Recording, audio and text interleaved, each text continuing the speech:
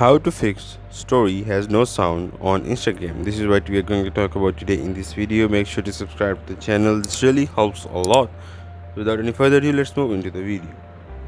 First of all, open Instagram app on your mobile.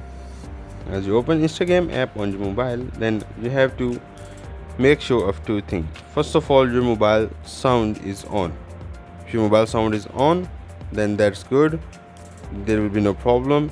And another thing that you want to check is that if this icon of muted is turned on. The thing that happens is that sometimes this icon, that is mute icon from the for the video, is turned on, as then this will turn off all the sounds on the Instagram. If you turn this on over here by clicking on that, now it will turn to unmute. If you unmute it from here, then you will be able to watch your Instagram stories with sound. This is all from the video. Make sure to subscribe to the channel. If you have any question, put it down in the comment section, and also don't forget to hit the like button. Thank you.